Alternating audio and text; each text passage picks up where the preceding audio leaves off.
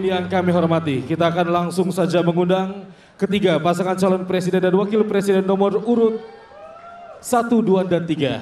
Namun kita akan mengundang terlebih dahulu, inilah dia pasangan calon presiden dan wakil presiden nomor urut 1, Bapak Haji Anies Rashid Baswedan PhD dan Bapak Dr. Honoris Causa Haji Abdul Muhaimin Iskandar.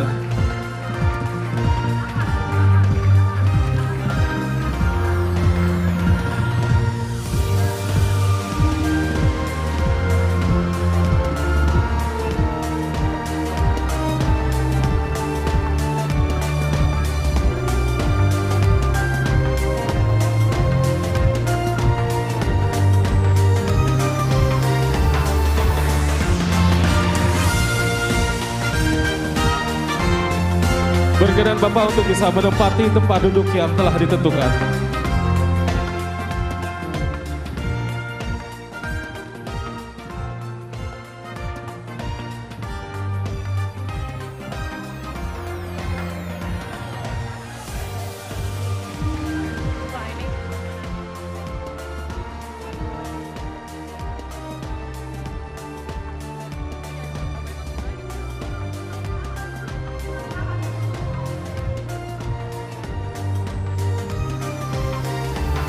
Dan selanjutnya kita akan mengundang pasangan calon presiden dan wakil presiden nomor urut 2, Bapak Haji Prabowo Subianto dan Bapak Gibran Rakabuming Raka. Dan disilakan kepada Bapak untuk bisa menempati tempat duduk yang telah ditentukan.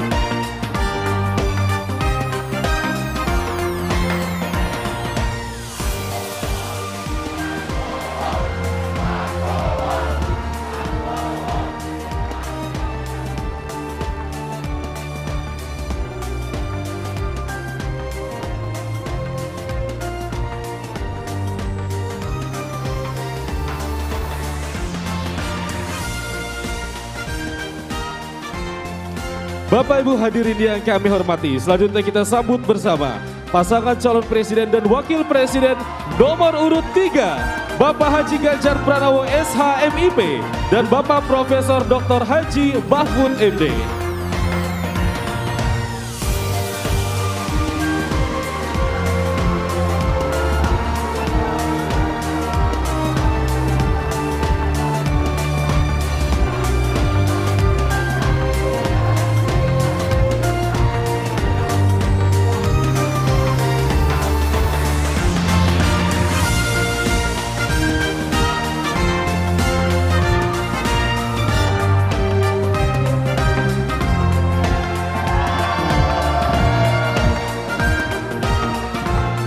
Berkenan kepada Bapak untuk bisa menempati tempat duduk yang telah ditentukan.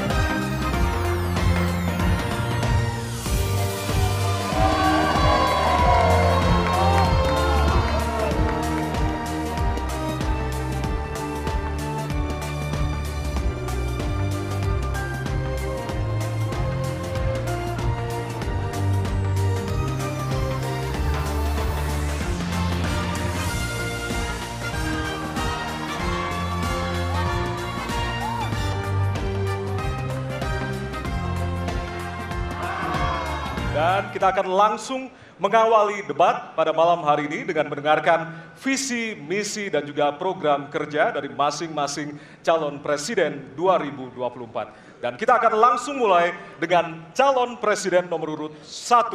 Kami persilakan kepada Bapak Anies Baswedan untuk maju ke atas panggung dan menyampaikan visi, misinya. Kami persilakan Pak Anies untuk segera menuju ke panggung utama. Pak Anies, waktu Bapak adalah 4 menit dimulai dari sekarang. Assalamualaikum warahmatullahi wabarakatuh. Selamat malam dan salam sejahtera untuk semuanya. Bismillahirrahmanirrahim. Negara hukum menempatkan hukum sebagai rujukan utama untuk memastikan hadir rasa keadilan, memberikan kebermanfaatan, dan memberikan kepastian kepada semua.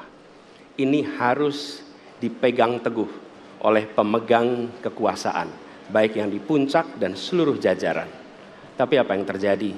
Banyak aturan ditekuk, sesuai dengan kepentingan yang sedang memegang kekuasaan. Apakah ini akan diteruskan? Tidak.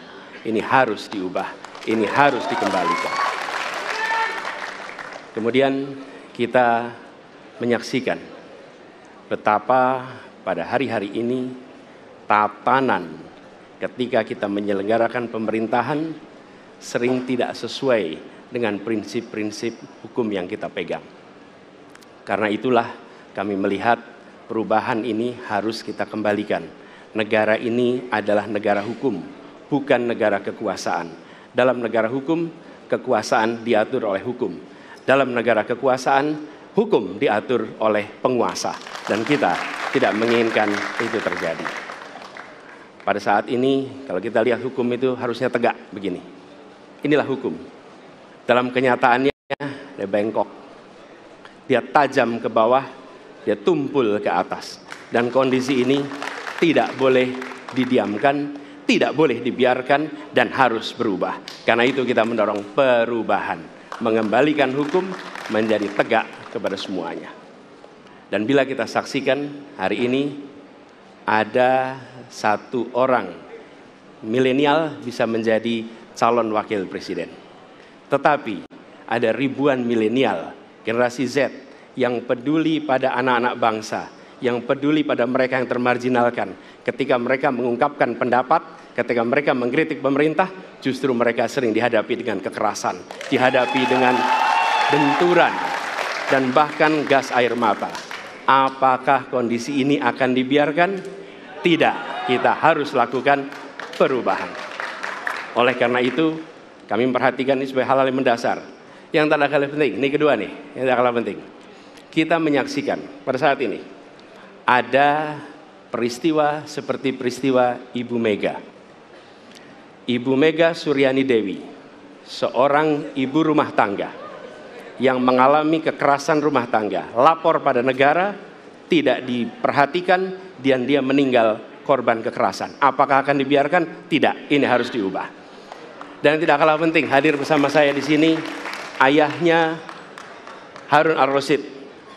Harun Ar-Rasyid adalah anak yang meninggal, pendukung Pak Prabowo di Pilpres 2019 yang menuntut keadilan pada saat itu. Protes hasil pemilu. Apa yang terjadi? Dia tewas sampai dengan hari ini tidak ada kejelasan. Apakah ini akan dibiarkan? Tidak, ini harus diubah. Karena itu, kami mendedikasikan diri, hadir untuk memberikan komitmen bahwa dari puncak sampai ke bawah, kami akan tegakkan hukum pada siapa saja. Kami kembalikan marwah kehidupan bernegara yang menempatkan hukum sebagai tempat yang paling tinggi. Dan ketentuan itu berlaku kepada semua, termasuk ketika menyangkut urusan ASN, menyangkut urusan TNI dan Polri. Terima kasih. Assalamualaikum warahmatullahi wabarakatuh. Terima kasih. Bapak Anies, kami persilakan kembali ke tempat. Berikutnya kami persilakan. Harap tenang. Harap tenang. Harap tenang. Harap tenang para pendukung, harap tenang. Hadirin, kita akan harap lanjutkan tenang. ya. Harap tenang. Kita akan lanjutkan. Kami persilahkan calon presiden nomor urut 2, Bapak Prabowo Subianto, untuk maju ke atas panggung dan menyampaikan visi dan misi. Baik, para pendukung harap tenang, tenang, kita akan lanjutkan. Baik, silakan. Bismillahirrahmanirrahim. Assalamualaikum warahmatullahi wabarakatuh. Salam sejahtera kita sekalian. Shalom, Om Swastiastu, Namo Buddhaya, salam kebajikan. Terima kasih kesempatan yang diberikan kepada saya untuk menyampaikan visi dan misi. Kami menempatkan hukum, HAM, perbaikan pelayanan pemerintahan, pemberantasan korupsi, perlindungan terhadap semua kelompok di masyarakat sebagai sesuatu yang sangat penting. Karena itu dalam visi misi kita, hal-hal ini ditaruh di paling atas.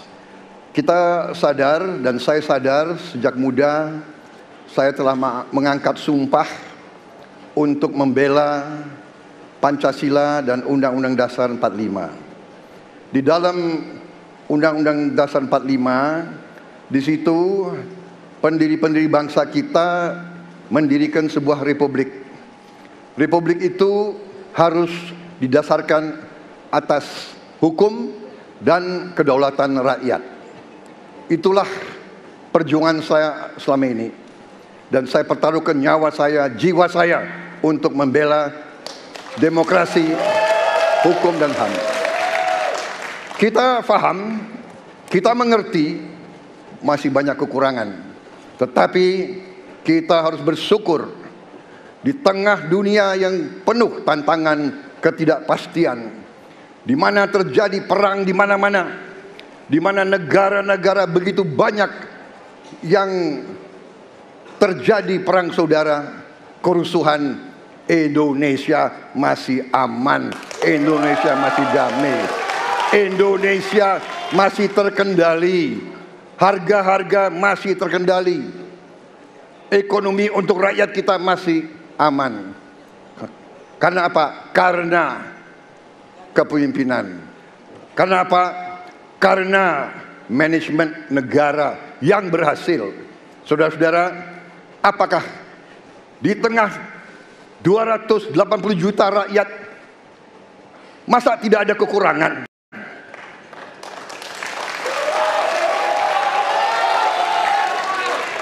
Tetapi kita harus arif, kita harus dewasa, dan kita tidak boleh munafik.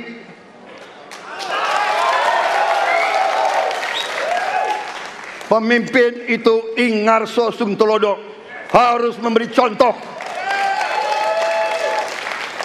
Saudara-saudara sekalian, Prabowo Gibran, kita akan perbaiki yang harus diperbaiki. Kita akan tegakkan apa yang perlu ditegakkan. Dan kita bertekad memberantas korupsi sampai ke akar-akarnya. Memberantas korupsi sampai ke akar-akarnya. Saudara-saudara sekalian, saya kira demikian yang ingin saya sampaikan. Program kita baik, tujuan kita baik, keinginan kita baik. Mari kita berbuat kebaikan demi rakyat kita. Kita butuh persatuan dan kesatuan. Kita tidak perlu saling menghasut, saling mencela, saling menghina. Demi rakyat kita yang kita cintai, kita butuh kesejukan, ketenangan, kerukunan.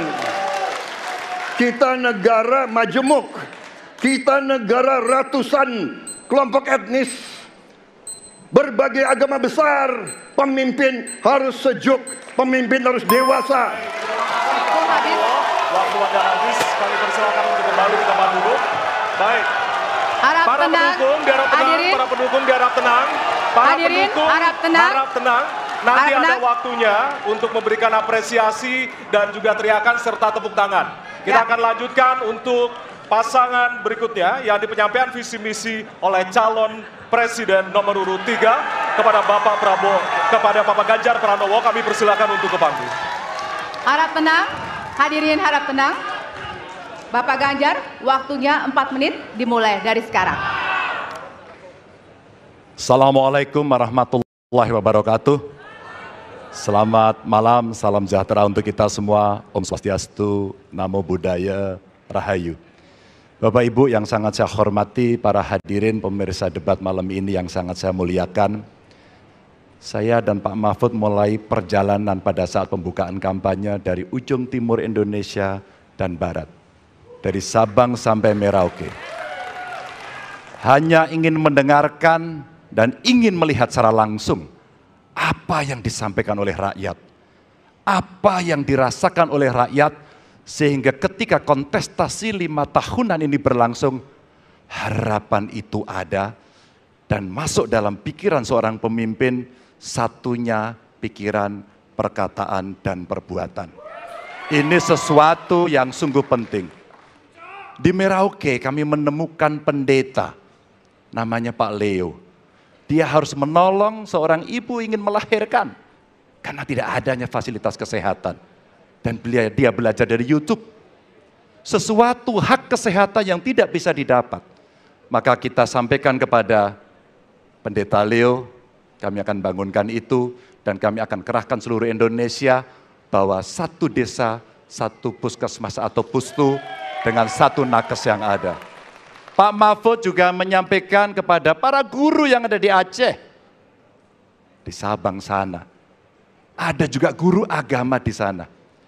Kita ingin membangun Indonesia yang hebat dengan SDM yang unggul. Tapi apakah kita sudah memperhatikan mereka? Tentu kemajuan yang selama ini ada mesti kita lakukan jauh lebih cepat, lebih satset, dan perhatian itu mesti diberikan. Dan itulah di sana kita memperhatikan nasib para guru termasuk guru agama. Insentif kepada mereka kita berikan agar mereka bisa mengajarkan budi pekerti yang luhur dengan moderasi agama yang ada. Bapak Ibu, cerita ini belum cukup. Saya berjalan ke NTT. Kami ketemu dengan masyarakat yang ada di sana. Pak Ganjar, kenapa kami anak muda tidak mudah mendapatkan akses pekerjaan? Padahal itu hak kami. Kenapa kemudian kami mendapatkan kesulitan untuk akses internet padahal kami butuh belajar? Tidak sama dengan yang di Jawa. Catatan inilah yang mendorong pikiran kami, internet gratis untuk para siswa yang sedang bersekolah. Agar mereka punya kesamaan dengan kita semua yang ada di Jawa ini. Kami bergeser lagi, kemudian ketemu kawan-kawan penyandang disabilitas di NTB. Betapa bahagianya saya karena ketemu dengan orang yang berjuang dengan keras agar dia bisa setara dan pemerintah mesti perhatikan mereka untuk memberikan kesetaraan pada mereka itu. Tapi Bapak Ibu, saya mendengar ketika demokratisasi mesti berjalan dan demokrasi mesti kita jaga bersama, ada Ibu Sinta yang ketika menyampaikan pendapat harus berurusan dengan aparat keamanan. Ada Melki, ketua BEM yang kemudian ibunya harus diperiksa. Maka yang seperti ini harus usai. Dan mereka bisa mendapatkan kebaikan-kebaikan kalau governance terjadi. Maka yang ada di Kalimantan kami temukan. Masyarakat Dayak, mereka suku-suku yang ada, libatkan dong kami agar kami bisa mendapatkan akses yang sama. Semua ini bisa berjalan kalau kemudian pemerintahnya bersih. Pemerintahannya bisa akomodatif. Dan kita sikat korupsi itu tidak dengan kata-kata, dengan keseriusan. Pak Mahfud adalah mitra saya yang selama ini sebagai Menko mengeksekusi itu dengan baik. Kita akan lakukan itu, kami mohon dukungan rakyat, perintahkan kami untuk mengerjakan itu. Terima kasih. Wassalamualaikum warahmatullahi wabarakatuh. Kami persilakan kembali ke tempat. Hadirin, hadirin harap tenang. Hadirin, baik. Hadirin harap tenang, kita akan lanjutkan acara. Baik, kini saatnya baru kita akan sama-sama memberikan apresiasi tepuk tangan kepada seluruh calon presiden yang sudah menyampaikan visi misinya. Hadirin, di segmen ini calon presiden akan menjawab pertanyaan dari tim panelis. Selain menjawab pertanyaan, masing-masing calon presiden juga diberikan kesempatan untuk saling menanggapi. Ya, tim panelis tentunya telah menyiapkan sejumlah pertanyaan dan menjaga kerahasiaannya. Untuk memastikan debat ini berlangsung secara adil, 3 pertanyaan dari masing-masing subtema akan diundi di hadapan Anda. Dan untuk itu, berkenan kami mengundang seluruh calon presiden untuk menuju ke panggung utama dan sesuai dengan posisi masing-masing. Kami persilakan kepada para calon presiden untuk menempati tempat yang telah disesuaikan.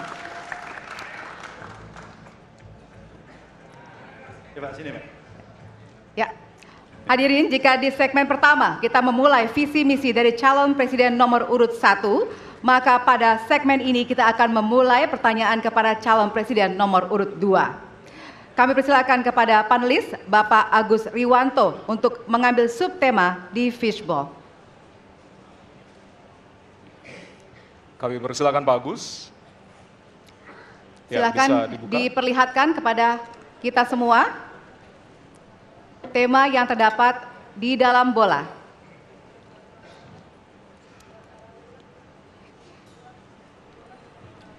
Temanya adalah, diperlihatkan kepada moderator, HAM.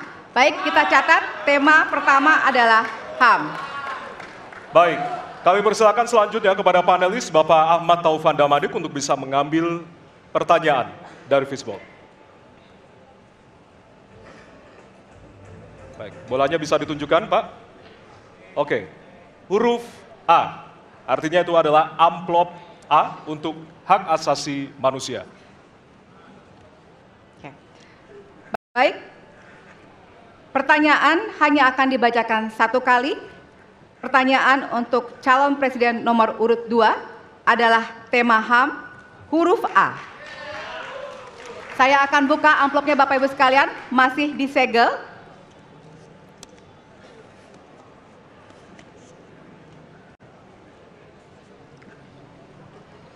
Kita mulai. Beberapa tahun terakhir, tren kekerasan meningkat di Papua. Sementara masalah keadilan dan HAM masih belum terselesaikan sehingga konflik terus berlanjut. Pertanyaannya, apa strategi yang Anda akan siapkan untuk menyelesaikan masalah HAM dan konflik di Papua secara komprehensif? Waktu menjawab 2 menit dimulai dari sekarang. Masalah Papua adalah rumit karena di situ terjadi suatu gerakan separatisme. Dan gerakan separatisme ini kita sudah ikuti cukup lama. Kita melihat ada campur tangan asing di situ. Dan kita melihat bahwa kekuatan-kekuatan tertentu selalu ingin Indonesia disintegrasi dan pecah. Untuk itu memang masalah hak asasi manusia itu menjadi sesuatu yang harus kita utamakan, dan diantaranya juga kita harus lindungi seluruh rakyat Papua, karena di situ kelompok teroris sekarang itu menyerang orang-orang Papua sendiri, rakyat yang tidak berdosa, perempuan, orang tua, anak kecil yang tidak bersenjata, diteror oleh kelompok teroris separatis ini. Jadi rencana saya pertama adalah tentunya menegakkan hukum, memperkuat aparat-aparat di situ, dan juga mempercepat pembangunan ekonomi. Dan Presiden Joko Widodo adalah Presiden di Republik Indonesia yang paling banyak ke Papua. Paling banyak ke Papua. Kalau tidak salah sampai hari ini beliau sudah lebih dari 19 kali ke Papua. Dan peningkatan pertumbuhan ekonomi di bawah pemerintah Pak Jokowi yang paling pesat, yang paling tinggi selama sejarah Republik Indonesia. Jadi yang saya katakan, saya akan lanjutkan, kita harus membawa kemajuan ekonomi, sosial, services yang terbaik untuk rakyat Papua, melindungi rakyat Papua dari keganasan para separatis dan teroris, dan menjamin penegakan hak asasi manusia. Terima kasih. Baik. Dan selanjutnya, ya, hadirin harap tenang, ya. Kita lanjutkan. Baik, kami persilakan kepada calon presiden nomor urut 3 untuk menanggapi jawaban dari calon presiden nomor urut 2. Waktu Anda 1 menit, Bapak, dimulai dari sekarang. Terima kasih, tapi menurut saya rasanya tidak cukup Pak Prabowo. Karena dialog menurut saya menjadi sesuatu yang penting. Agar seluruh kekuatan yang ada di sana, seluruh kelompok yang ada di sana bisa duduk bersama untuk menyelesaikan itu. Itu menurut saya roots masalahnya. Pertanyaan saya simpel saja. Apakah Bapak setuju dengan model dialog yang saya tawarkan itu? Terima kasih. Saya setuju. Terima kasih. Baik. Jadi Bapak Prabowo, saya kita mau tahan jawab dulu. Saya mau jawab. Waktunya Bapak merespon nanti setelah mendengarkan jawaban ataupun tanggapan dari paslon nomor 1 atau. Terima kasih atas pengertiannya. Harap tenang, harap tenang, harap tenang hadirin, kita akan lanjutkan. Baik, selanjutnya kita akan lanjutkan dengan mempersilakan calon presiden nomor urut 1 untuk menanggapi jawaban calon presiden nomor urut 2. Waktunya 1 menit dari sekarang. Masalahnya bukan kekerasan. Karena ketika bicara kekerasan di Jakarta aja ada 3 pandangan. Ada yang menganggap ini terorisme, ada yang menganggap ini separatisme, ada yang menganggap ini kriminal. Di kita aja di Jakarta ada perbedaan pandangan. Apa masalah utamanya? Masalah utamanya adalah tiadanya keadilan di tanah Papua. Itu masalah utama. Oke? Jadi tujuannya bukan semata-mata tentang mentiadakan kekerasan. Karena damai itu bukan tiada kekerasan, damai itu ada keadilan. Itu prinsip utamanya. Nah, jadi caranya bagaimana?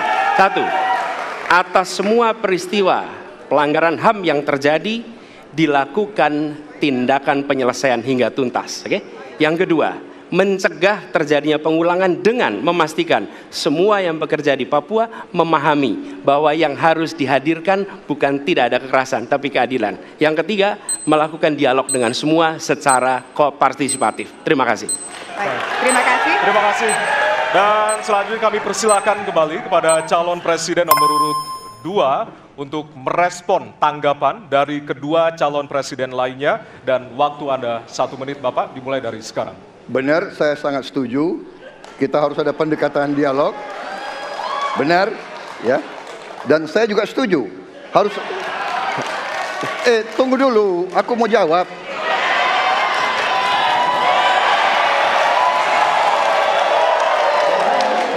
Jadi, benar keadilan. Benar sekali, harus ada keadilan. Tetapi saya mau mengatakan, tidak sesederhana itu, Pak Anies. Ada faktor-faktor lain, Pak Anies. Ada faktor geopolitik, ada faktor ideologi. Inilah yang masalahnya tidak gampang, ya. Tetapi saya pendapat kita harus tegakkan keadilan. Kita harus dialog. Ini masalah bangsa. Ini harus kita, semua kekuatan harus kita rangkul. Baik, waktu habis Bapak. Waktu habis Bapak. Terima kasih. Hadirin harap tenang. Baik. Hadirin harap tenang, kita akan lanjutkan. Hadirin harap tenang, kita akan lanjutkan. Nanti kita akan kasih kesempatan untuk memberikan apresiasi kepada para calon presiden. Baik, selanjutnya kita akan beralih ke pertanyaan untuk calon presiden nomor urut 3. Kami persilakan kepada panelis Bapak Al Makin untuk mengambil subtema di fishbowl. Kami persilakan kepada panelis.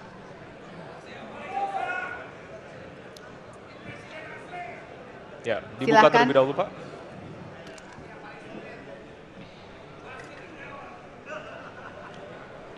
Diperlihatkan kepada moderator dan hadirin pemerintahan dan peningkatan pelayanan publik.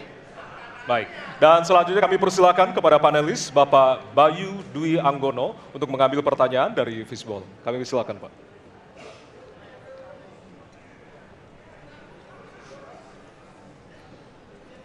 Bisa ditunjukkan amplop C. Amplop C untuk pemerintahan dan peningkatan pelayanan publik. Baik, untuk calon presiden nomor urut 3, pertanyaannya adalah tema pemerintahan dan peningkatan pelayanan publik, pertanyaan dari huruf C. Kita lihat bersama, Bapak Ibu sekalian, amplop juga masih disegel. Kita akan buka.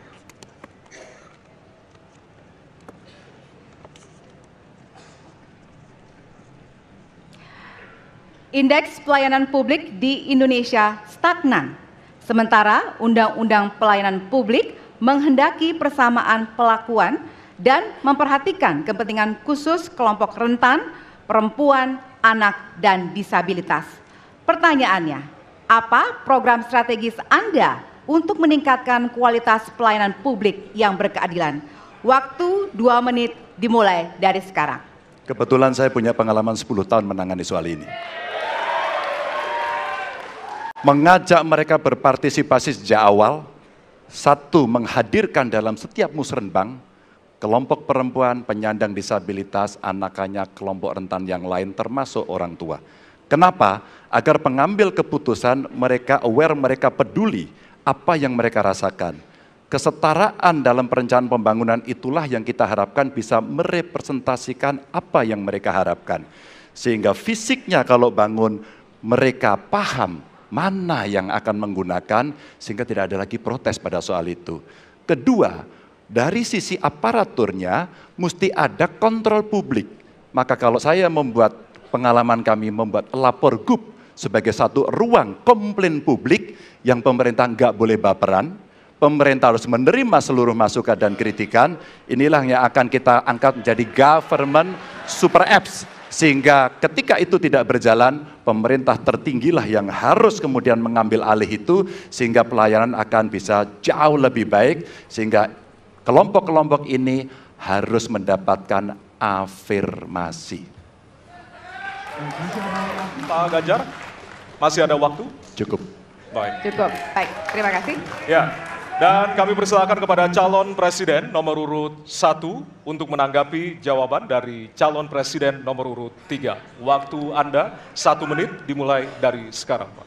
Prioritaskan pada pelayanan mereka yang rentan. 1, penyandang disabilitas. 2, perempuan, terutama ibu hamil. 3, anak-anak dan lansia. Itu prioritas. Kemudian pelayanannya.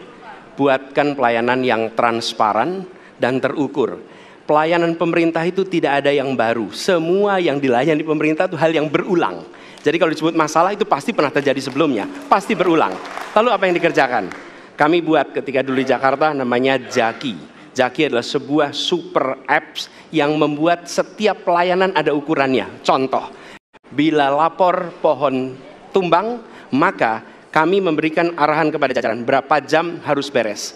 Ketika dikatakan ada laporan tentang peristiwa X, maka berapa waktunya harus beres. Semua ukuran pelayanan dibuat transparan. Lalu publik yang melapor tahu persis, saya lapor kapan, harus selesai kapan. Dengan begitu standarisasi akan bisa terjadi. Terima kasih.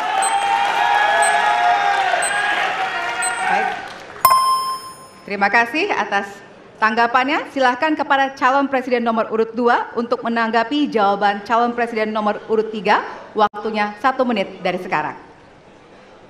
Menurut pandangan saya, kelompok rentan itu juga termasuk para petani dan nelayan. Dan yang saya dapat setelah saya keliling, khususnya di Jawa Tengah, Pak Ganjar, petani-petani di situ sangat sulit dapat pupuk. Dan mereka mengeluh dengan kartu tani yang Bapak luncurkan, ini mempersulit mereka dapat pupuk. Jadi sebetulnya mereka ingin pupuk itu pengadaannya disederhanakan. Saya kira mungkin Bapak bisa menjawab masalah itu. Terima kasih. Waktu Pak Prabowo. Cukup. Cukup. Nggak usah lama-lama. Baik. Baik, terima kasih. Dan selanjutnya kami persilakan kepada calon presiden nomor urut 3 untuk merespon tanggapan dari kedua calon presiden lainnya. Waktu Bapak 1 menit dimulai dari sekarang. Terima kasih. Jadi menggunakan teknologi yang disampaikan Mas Anies sudah betul. Rupanya kita sama pada soal itu. Tapi untuk Pak Prabowo saya harus mengingatkan Pak, pupuk langka terjadi di Papua Pak. Pupuk langka terjadi di Sumatera Utara Pak. Pupuk langka terjadi di NTT, NTB, Kalimantan Timur termasuk bensin. Mungkin Bapak sedikit agak lupa untuk saya bisa mengingatkan, karena Bapak pernah menjadi ketua HKTI. Pak, data petani kita tidak pernah beres. Maka kalau kemudian satu data petani itu bisa kita kelola, maka distribusi pupuknya harus bisa sampai dan tepat sasaran. Pada saat yang sama, kuota pupuk tidak boleh dibatasi. Maka ini yang saya telepon langsung kepada Pak Wapres saat itu. Pak Wapres please, kasih tambahan. Kalau tidak cukup. Dan ini terjadi di seluruh Indonesia. Maka inilah mesti kita kerjakan nanti. Baik. Masih ada waktu? Mau ditambahkan Pak? Cukup. Cukup? Cukup. Baik. Baik, terima kasih. Hadirin, kita akan beralih ke pertanyaan selanjutnya untuk calon presiden nomor urut 1. Kami persilakan kepada panelis Bapak Gun-Gun Herianto untuk mengambil subtema di Fishball. Kami persilakan panelis. Ya, bisa dibuka terlebih dahulu.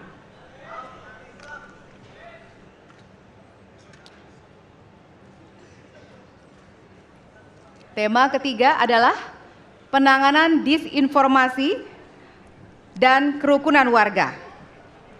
Baik, kami persilakan untuk selanjutnya kepada panelis Bapak Hairul Fahmi untuk mengambil pertanyaan di Fishball.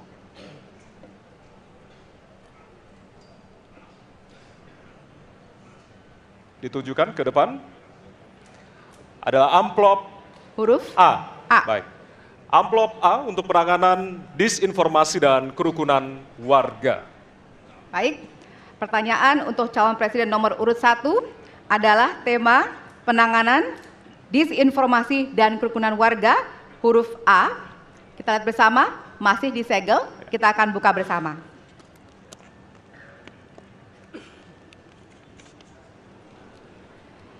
Sejauh ini masih banyak ditemukan kasus-kasus persekusi, kekerasan, dan diskriminasi oleh satu kelompok masyarakat terhadap kelompok lainnya.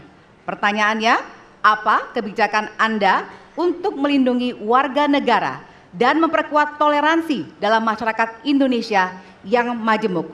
Waktunya 2 menit dimulai dari sekarang.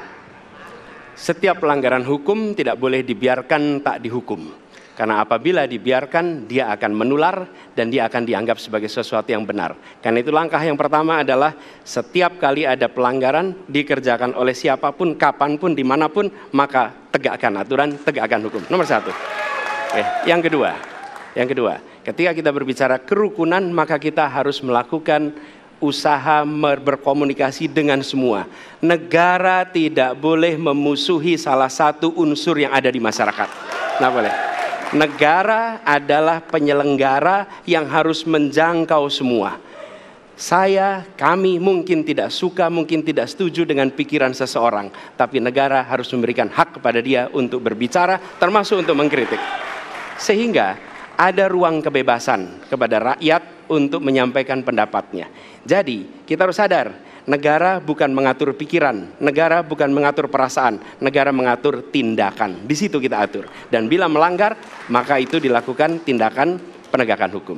Lalu, ketika sampai kepada usaha untuk menjangkau semua, pasti komunikasi dilakukan. Tapi selalu saja ada peristiwa pelanggaran, ada peristiwa kekerasan, dan seringkali rakyat tak tahu kemana harus melaporkan. Dan ketika mereka berhadapan dengan pihak lain, seringkali mereka membutuhkan bantuan hukum. Karena mereka berhadapan dengan berbagai unsur yang ada di masyarakat.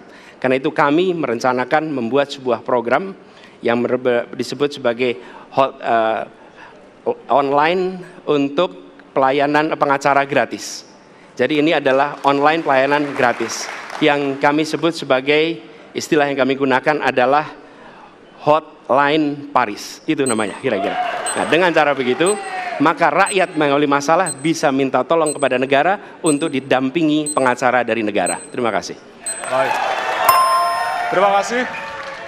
Dan selanjutnya kami persilakan kepada calon presiden nomor urut 2 untuk menanggapi jawaban dari calon presiden nomor urut 1. Waktu Bapak 1 menit dimulai dari sekarang. Saya kira yang sangat dirasakan oleh banyak kelompok, terutama kelompok minoritas, Pak. Saya ingin tanya bagaimana tanggapan Bapak tentang keluhan adanya kelompok-kelompok minoritas yang ingin membuat tempat ibadah tapi sangat sulit karena faktor-faktor yang dipersulit oleh birokrasi dan sebagainya. Masih ada waktu, Bapak? Cukup. Sudah cukup? Baik, terima kasih. Selanjutnya kami persilakan kepada calon presiden nomor urut 3 untuk menanggapi jawaban calon presiden nomor urut 1. Waktunya 1 menit dimulai dari sekarang. Ada yang lebih penting saya kira, meskipun seluruh proses memang harus dilalui. Penegakan hukumnya, menghukum yang bersalah, dan aparat hukum tidak boleh ragu pada soal itu. Tapi ketika kemudian kita kembalikan pada persoalan yang potensial muncul, itulah kenapa Pak Mahfud kemarin di Sabang berbicara dengan banyak tokoh agama, agar di samping pendidikan agama, mereka memberikan juga pendidikan budi pekerti, agar kemudian dia bisa mengerti sejak awal bagaimana berbeda dalam suku, agama, golongan, sehingga mereka akan bisa bareng-bareng memahami. FKUB, tokoh masyarakat semua dilibatkan dalam proses keseharian dalam pengambilan keputusan.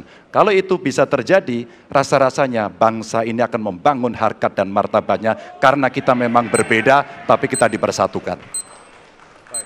Masih ada waktu, Bapak? Cukup. Ya. Dan selanjutnya, kami persilakan kepada calon presiden nomor urut 1 untuk merespon tanggapan dari kedua calon presiden lainnya, dan waktu Bapak 1 menit dimulai dari sekarang. Terima kasih. Pak Prabowo, perlu kami sampaikan bahwa ketika kami bertugas di Jakarta, maka ada begitu banyak izin-izin gereja yang mandek 30 tahun, 40 tahun, dan tuntas dibereskan. Oke?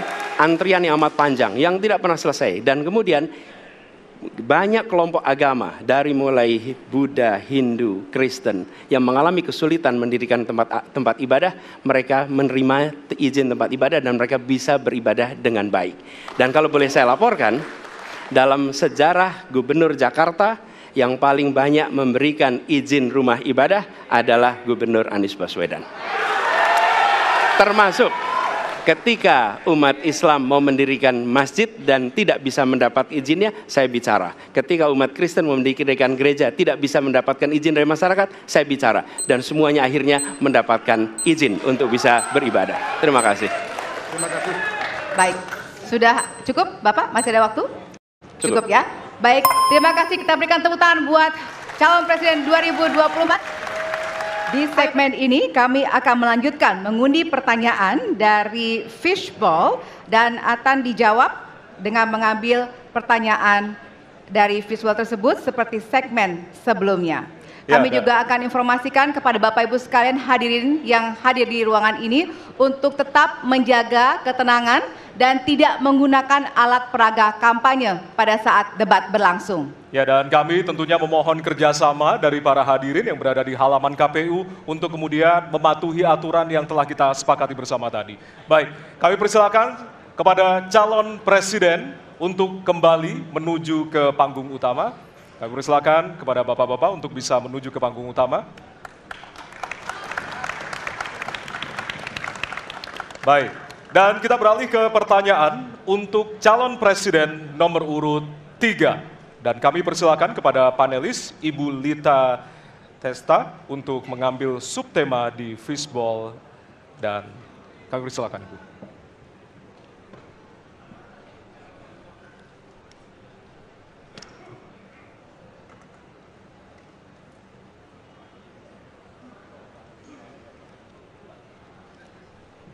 Ya, dan untuk temanya adalah pemberantasan korupsi. Baik, selanjutnya kami persilakan kepada panelis Bapak Made Sukmajati untuk mengambil pertanyaan dari fishbowl. Silakan Bapak. Ya. Pertanyaan huruf C. Baik, kita akan menuju ke pemberantasan korupsi dan pertanyaan C. Ya. Dari amplop C, Bapak Ibu, masih tersegel. Kita akan buka.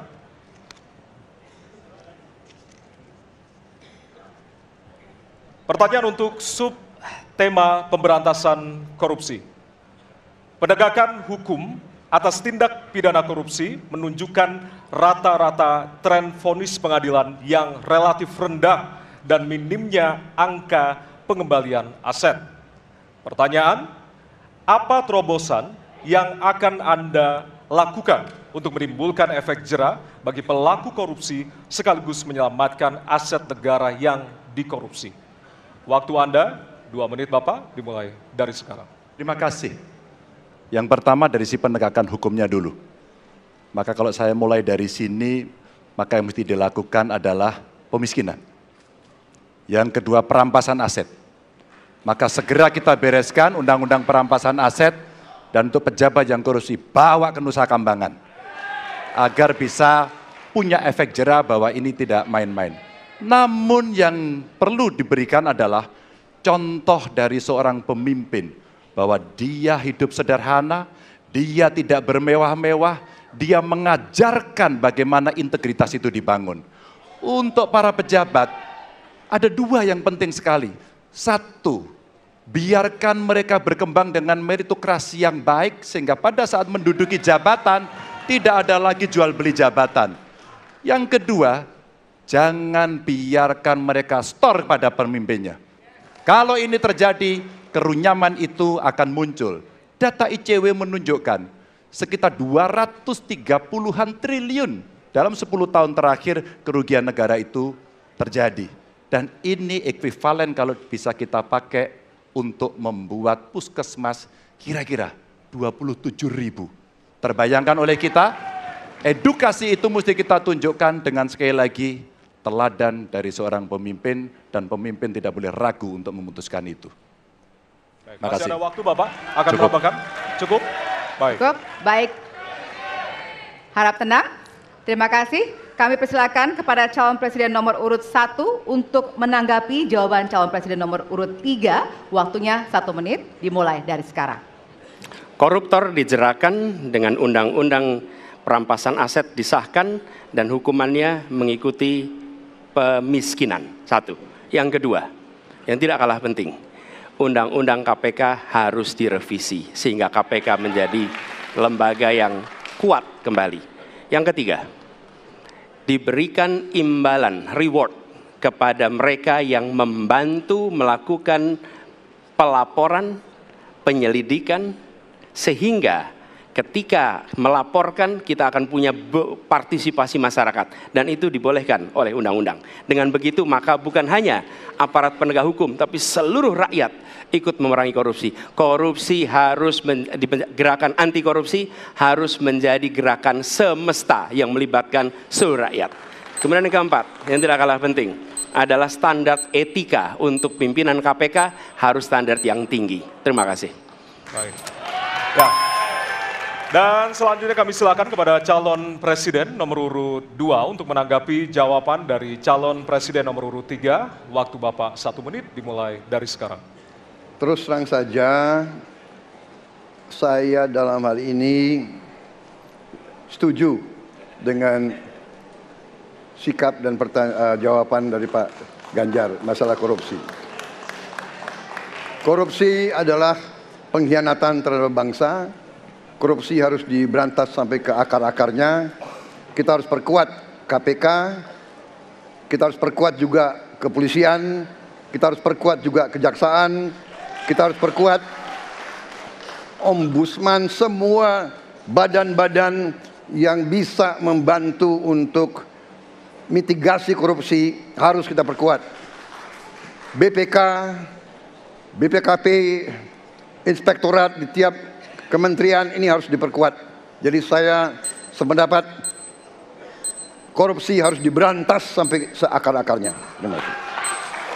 Waktu masih ada, Bapak? Cukup. Baik, terima kasih. Kami persilakan calon presiden nomor urut 3 untuk merespon tanggapan dari kedua calon presiden lainnya. Waktunya 1 menit, dimulai dari sekarang. Terima kasih. Ternyata pada isu ini di antara 3 kami relatif sepakat. Mudah-mudahan ini harapan baik untuk masyarakat.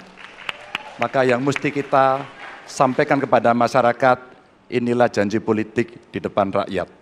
Maka kalau kemudian kita bisa menyatukan yang saya sampaikan di awal, pikiran kita sudah sama, perkataan kita sudah sama, maka kalau perbuatannya tidak sama, kitalah yang dihukum oleh rakyat. Maka mudah-mudahan pemilu besok ini akan menghasilkan semangat yang sama untuk kita memberantas korupsi. Integritas itu penting sekali dan nomor 1. Masih ada waktu Bapak? Cukup. Cukup? Baik. Ya, dan kita akan beralih ke pertanyaan selanjutnya untuk calon presiden nomor urut 1. Kami persilakan kepada panelis Bapak Rudy Rohi untuk mengambil subtema di fishball. Kami persilakan Bapak.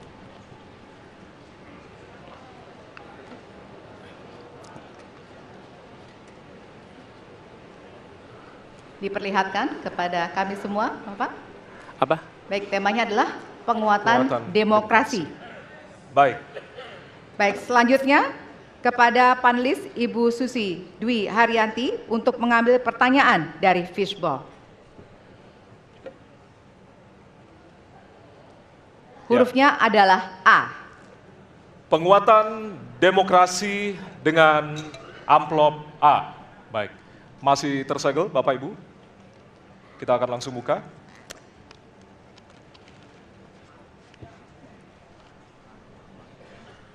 Salah satu pilar penting demokrasi adalah partai politik. Namun kepercayaan publik terhadap partai politik di Indonesia selalu rendah. Pertanyaan, apa kebijakan yang akan Anda lakukan untuk melakukan pembenahan tata kelola partai politik? Waktu untuk menjawab 2 menit dimulai dari sekarang. Saya rasa lebih dari sekedar partai politik. Rakyat tidak percaya kepada proses demokrasi yang sekarang terjadi. Itu jauh lebih luas dari sekedar partai politik. Ketika kita bicara demokrasi, minimal ada 3. Minimal 3 nih. 1 adalah adanya kebebasan berbicara. Yang kedua, adanya oposisi yang bebas untuk mengkritik pemerintah dan menjadi penyeimbang pemerintah.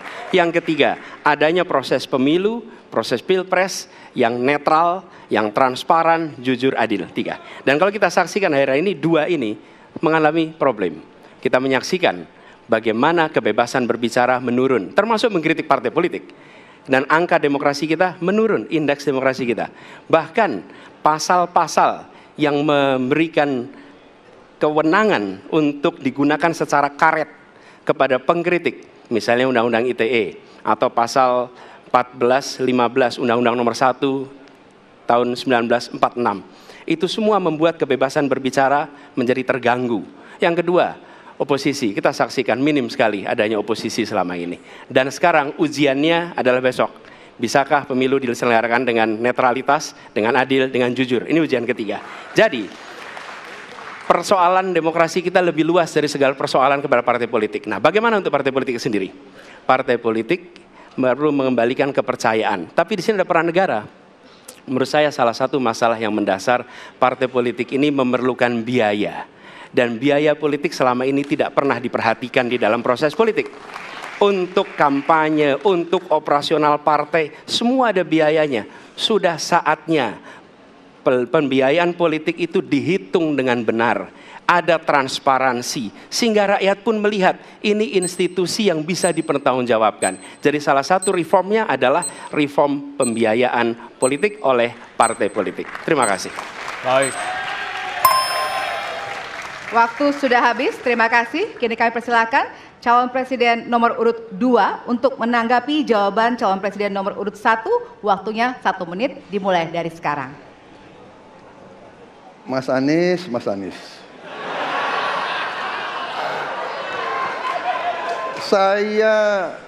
Saya berpendapat Mas Anies ini agak berlebihan. Mas Anies mengeluh tentang demokrasi ini dan itu dan ini. Mas Anies dipilih jadi gubernur DKI menghadapi pemerintah yang berkuasa. Saya yang mengusung Bapak.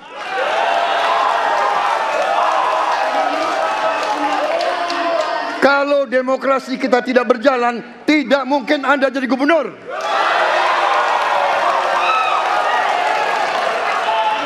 Kalau Jokowi diktator, Anda tidak mungkin jadi gubernur. Saya waktu itu oposisi, Mas Anies. Anda ke rumah saya, kita oposisi, Anda terpilih. Waktu habis, Bapak. Harap tenang, Bapak Prabowo. Baik, para pendukung, kami mohon untuk tenang, para pendukung. Para pendukung, Baik. harap tenang. Kita akan lanjutkan dialog kita. Harap tenang, hadirin, harap tenang.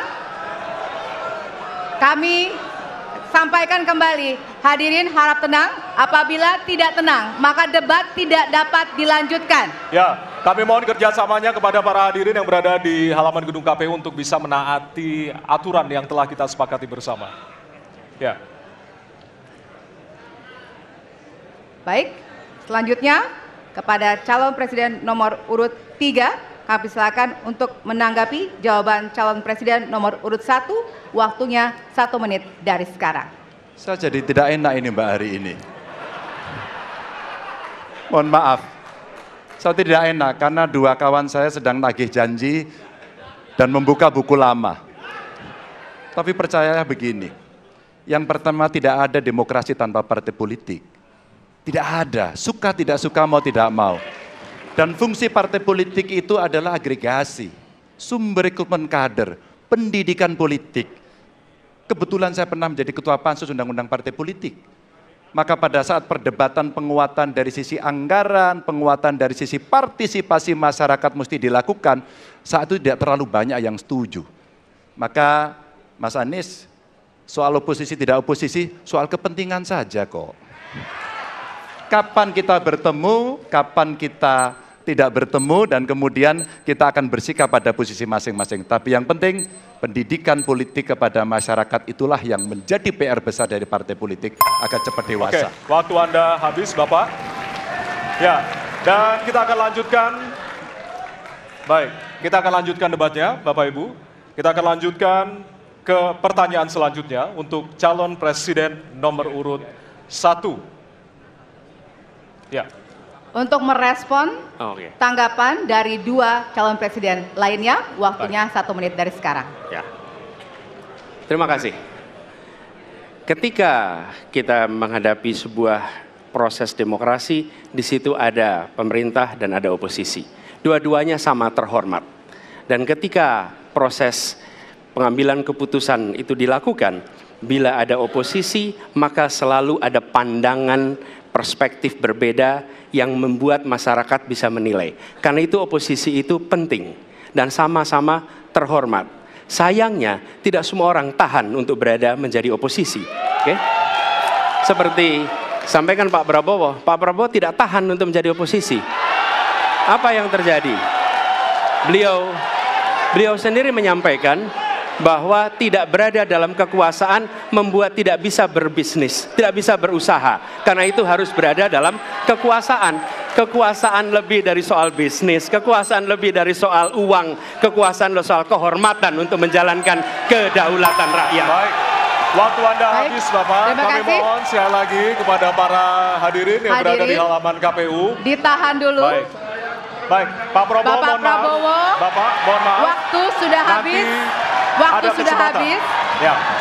Baik. Hadirin. Nanti ada kesempatan untuk kembali menanggapi. Baik. Dan kita akan beralih ke pertanyaan terakhir untuk segmen ini dan untuk calon presiden nomor urut 2. Baik, kami persilakan kepada panelis, kepada Bapak Agus Riwanto untuk mengambil subtema.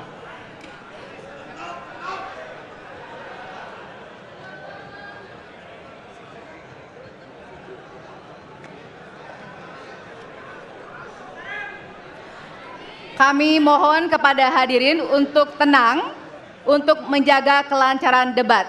Silakan Bapak dipersilakan kepada moderator diperlihatkan. Subtema hukum.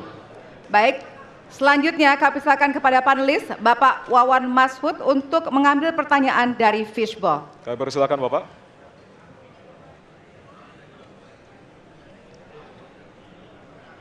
Baik. Amplop A. Amplop A, silakan. Ya. Masih tersegel, kita akan buka.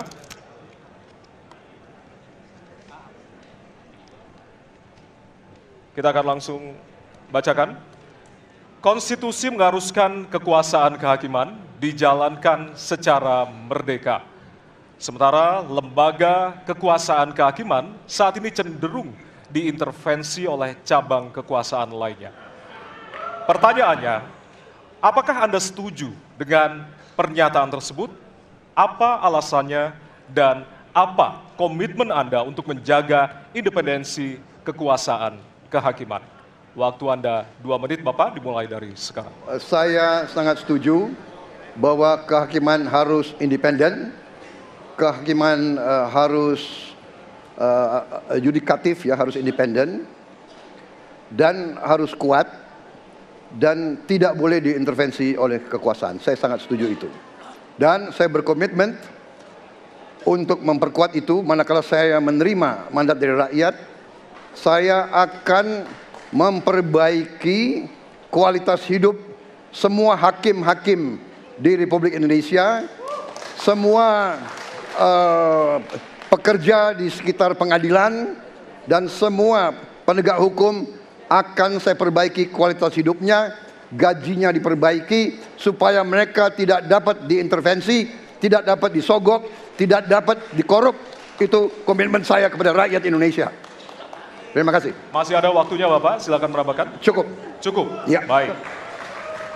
Baik, selanjutnya kami persilakan kepada calon presiden nomor urut 3 untuk memberikan tanggapan kepada jawaban calon presiden nomor urut 2. Waktunya 1 menit dari sekarang. Terima kasih, komitmennya Pak Prabowo luar biasa. Tapi dalam konteks kekinian saya terpaksa, ini mohon maaf Pak, ini terpaksa sekali saya harus bertanya.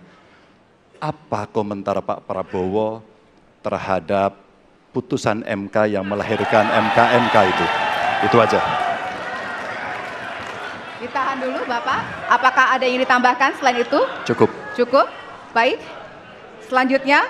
Ya, Kami pertegas kembali bahwasanya tidak ada sesi tanya jawab, artinya saling menanggapi, Bapak-bapak. Kami ingatkan kembali untuk saling menanggapi dari masing-masing calon presiden. Dan selanjutnya kita akan berikan kesempatan kepada calon presiden nomor urut 1 untuk menanggapi calon presiden nomor urut 2 dan waktu Bapak. Apakah saya harus 1 menit. merevisi statement saya?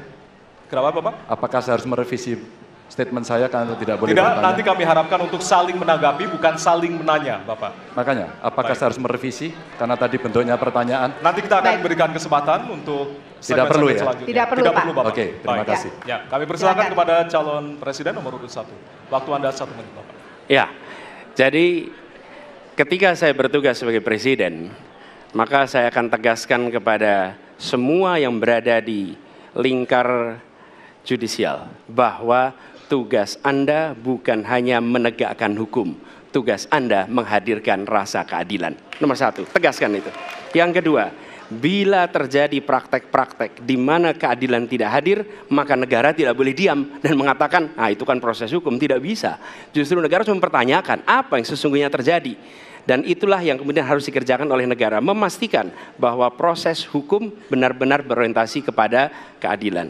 Lalu kepada mereka yang bertugas, tadi disampaikan bahwa harus memastikan mereka memiliki remunerasi yang baik. Ya, itu penting.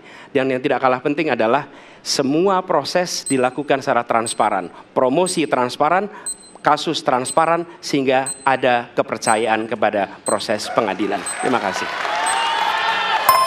Baik, waktu habis. Selanjutnya kami persilakan kepada calon presiden nomor urut 2 untuk merespon tanggapan dari calon presiden lainnya. Waktunya 1 menit dari sekarang.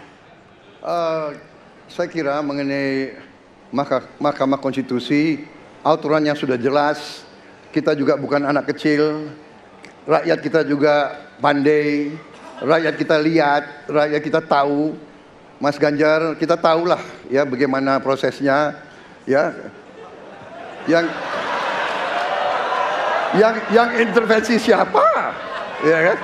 Yang intervensi siapa? Tapi intinya adalah kita tegakkan konstitusi, kita tegakkan undang-undang, kita perbaiki yang kurang sempurna, dan kita patuh kepada komitmen undang-undang itu sendiri. Jadi saya kira itu tentang apa tadi disampaikan Pak Anies. Dalam hal ini saya setuju dengan Pak Anies. Dalam hal ini. Waktunya masih ada, Bapak? Saya sependapat kita harus membuat yudikatif kuat, harus ada merit system, harus ada ujian-ujian yang baik. Waktunya supaya habis hakim sekarang, itu Bapak. hakim yang Terima terbaik kasih untuk Indonesia. atas jawabannya. Baik. Sekarang kita kasih apresiasi dari 3 calon presiden yang tentunya sudah saling menanggapi di kesempatan segmen kali ini. Hadirin, jika pada segmen sebelumnya pertanyaan dibuat oleh tim panelis, maka di segmen ini dan segmen selanjutnya pertanyaan murni dari para calon presiden. Ya. Jawaban pertanyaan akan ditanggapi oleh capres penanya untuk kemudian direspon kembali oleh calon presiden yang menjawab. Sebelumnya, kita undang kembali seluruh calon presiden untuk naik ke atas panggung. Kami persilakan Bapak untuk menuju ke panggung utama. Ya, dan untuk segmen ini kesempatan pertama akan diberikan kepada calon presiden nomor urut 1 untuk bertanya kepada calon presiden nomor urut 2. Dan waktu Bapak 1 menit dimulai dari sekarang. Terima kasih. Pada tanggal 25, Pak Prabowo mendaftar ke KPU sebagai pasangan calon presiden, calon wakil presiden. Sesudah keputusan MK. Dan kemudian di MK dibentuk MK-MK. Yang hasilnya mengatakan bahwa terjadi pelanggaran etika berat. Yang menyebabkan keputusan yang dibuat oleh MK secara etika bermasalah. Kemudian, Bapak punya waktu sampai dengan tanggal 13 November. Karena di situ adalah waktu terakhir untuk mengambil keputusan bila ada perubahan. Sesudah Bapak mendengar bahwa ternyata pencalonan persyaratannya bermasalah secara etika. Pertanyaan saya, apa perasaan Bapak ketika mendengar bahwa ada pelanggaran etika di situ? Baik, waktunya habis. Kami berikan kesempatan kepada calon presiden nomor urut 2 untuk menjawab selama 2 menit. Waktunya dimulai dari sekarang. Jadi Mas Anies ya memang suatu perkembangan politik itu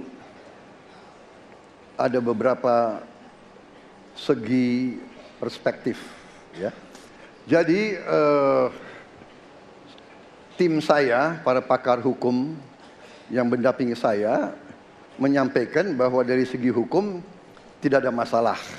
Masalah yang dianggap pelanggaran etika sudah diambil tindakan dan keputusan ya waktu itu oleh pihak yang diberi wewenang, kemudian sudah ada tindakan dan tindakan pun itu masih diperdebatkan karena yang bersangkutan masih memproses. Tetapi intinya adalah bahwa keputusan itu final dan tidak dapat dirubah. Ya, saya laksanakan ya. Dan kita ini bukan anak kecil, Mas Anies ya. Anda juga paham ya. Sudahlah ya. Sekarang begini. Intinya rakyat yang putuskan, rakyat yang menilai. Kalau rakyat tidak suka Prabowo dan Gibran, nggak usah pilih kami, saudara-saudara sekalian. Dan saya tidak takut tidak punya jabatan, Mas Anies. Sorry ya. Sorry ya. Harap tenang. Mas Anies, saya tidak punya apa-apa. Saya sudah siap mati untuk negara ini. Baik. Waktu Anda habis, Bapak, dan selanjutnya kami persilakan kepada calon presiden nomor urut 1 untuk menanggapi jawaban dari calon presiden nomor urut 2. Waktu Bapak 1 menit. Dimulai dari sekarang. Fenomena ordal ini menyebalkan.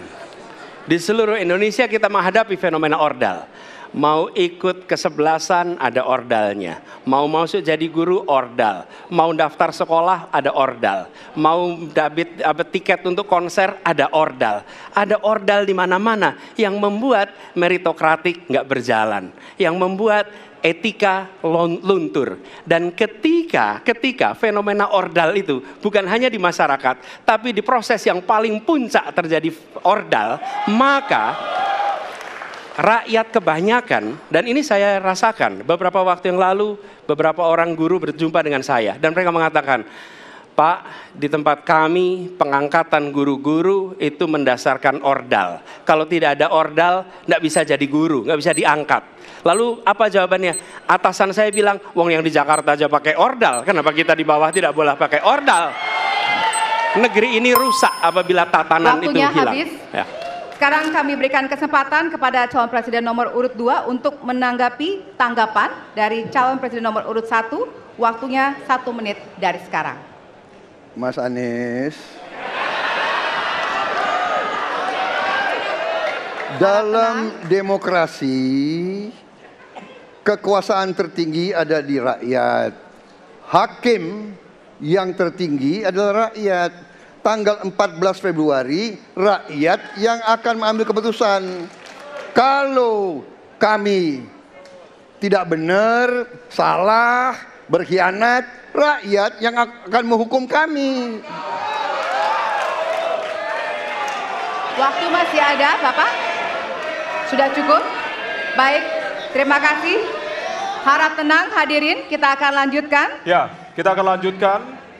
Dan untuk kesempatan ini kami berikan kepada calon presiden nomor urut 2 untuk bertanya kepada calon presiden nomor urut 3. Dan waktu Bapak 1 menit dimulai dari sekarang. Mas Ganjar punya pengalaman sebagai gubernur. saya ingin bertanya bagaimana pemikiran Bapak untuk mengatasi pengangguran yang masih banyak, terutama lulusan-lulusan sekolah dan sarjana yang belum tertampung. Mungkin pengalaman Bapak bisa Bapak memberi suatu pencerahan kepada kami. Terima kasih. Waktunya masih ada, Bapak ada yang ingin ditambahkan? Baik, cukup. Oke. Selanjutnya kami berikan kesempatan kepada calon presiden nomor urut 3 untuk menjawab selama 2 menit. Waktunya dimulai dari sekarang. Terima kasih Pak Prabowo. Isu ini sangat kontekstual dan saya kira dari pertanyaan masyarakat begitu sulitnya mendapatkan pekerjaan. Ada beberapa poin Pak. Yang pertama adalah membuka ruang investasi yang cukup besar dengan cara memastikan penegakan hukumnya bisa berjalan baik, kepastian hukumnya berjalan dengan baik, transparan, akuntabel, mudah, murah, cepat dalam sebuah layanan. Tanpa itu dilakukan, mereka akan minggat dan mereka akan pergi, tidak mau datang. Yang kedua, ketika mereka datang, sudah masuk berinvestasi katakan, pusat-pusat pertumbuhan sudah diberikan kepada mereka oleh pemerintah dengan fasilitasi kawasan industri umpama, insentif pajak umpama, kemudahan perizinan, ease of doing business umpama, maka ketika kemudian itu sudah berjalan, Pak, yang mesti disiapkan adalah SDM. Ketangguhan SDM untuk menjemput itulah yang kita siapkan. Apa itu? Sekolah vokasi, nggak ada yang lain. Dan kemudian SDM inilah yang kita bisa pastikan bahwa mereka sampai dengan 12 tahun mesti sekolah dan gratis. Inilah yang kemudian bisa kita dorong untuk kemudian mereka bisa naik. Ada juga tindakan afirmasi sekaligus untuk menurunkan kemiskinan adalah setiap satu keluarga miskin kita kasih kesempatan satu anaknya sampai ke perguruan tinggi. Karena itulah yang akan membongkar dan kemudian memberikan ruang pekerjaan yang jauh lebih banyak kepada mereka. Maka peran-peran inilah yang mesti kita dorong. Kawasan industri Kendal sudah bekerja sama dengan 100-an lebih sekolah vokasi. Kawasan industri di Batang sedang kita siapkan, bahkan kita bangunkan sekolah.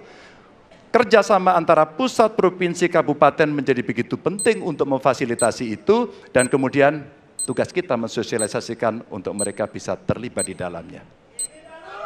Baik. Ya, waktu Anda habis Bapak dan kami persilakan kepada calon presiden nomor urut 2 untuk menanggapi jawaban dari calon presiden nomor urut 3. Waktu Bapak 1 menit. Saya senang mendengar jawaban itu. Berarti Bapak bisa mengakui prestasi pemerintah Jokowi dalam mengembangkan KEK semua, mendorong hilirisasi, menciptakan lapangan kerja, mengundang investor-investor ke Jawa Tengah untuk menciptakan pertumbuhan ekonomi yang bermutu dan berkelanjutan. Terima kasih. Ya. Waktunya masih ada, Bapak? Cukup. Baik, selanjutnya kita berikan kesempatan kepada calon presiden nomor urut 3 untuk menanggapi tanggapan dari calon presiden nomor urut 2. Waktunya 1 menit dari sekarang. Pak Prabowo, terima kasih. Ketika kami merancang kawasan-kawasan industri dan bagaimana percepatan itu kita lakukan, kami duduk dengan para menteri, bahkan kami duduk dengan presiden. Kami punya pikiran yang sama dalam merancang ini karena kita ingin menjemput 2045 sebagai negara maju, negara unggul. Itu yang harus kita ciptakan. Maka ketika kemudian soal setuju tidak setuju, kami hampir 10 tahun. Bahkan proyek-proyek strategis nasional yang ada di Jawa Tengah, saya bereskan Pak. Karena itu bentuk tanggung jawab kami sebagai wakil pemerintah pusat di daerah dan kami tahu posisi itu agar kita berada dalam satu barisan menjemput keunggulan Indonesia di 2045. Masih ada waktu Bapak? Cukup? Baik. Ya, dan selanjutnya kita akan berikan kesempatan calon presiden nomor urut 3 untuk bertanya kepada calon presiden nomor urut 1. Dan waktu Bapak 1 menit dimulai dari sekarang. Mas Anies pernah menjadi gubernur ibu kota. Dan hari ini menjadi isu publik, saya barusan dari IKN. Mas Anies, dengan berbagai kondisi yang ada di Jakarta, traffic jam, orang bermigrasi, bagaimana polusi yang terjadi, saya pengen dapat statement yang clear dari Mas Anies. Apa pendapat Mas Anies ketika kemudian Indonesia sentris itu ingin dibangun, mimpi besar anak bangsa sejak presiden sebelumnya ingin dibangun untuk memindahkan ibu kota dari Jakarta ke IKN. Silakan. Baik, waktunya masih ada, Bapak? Cukup. Cukup? Baik, terima kasih. Kemudian kami silakan calon presiden nomor urut 1 untuk memberikan jawaban selama 2 menit, dimulai dari sekarang. Kalau ada masalah jangan ditinggalkan, diselesaikan. Itu filosofi nomor 1.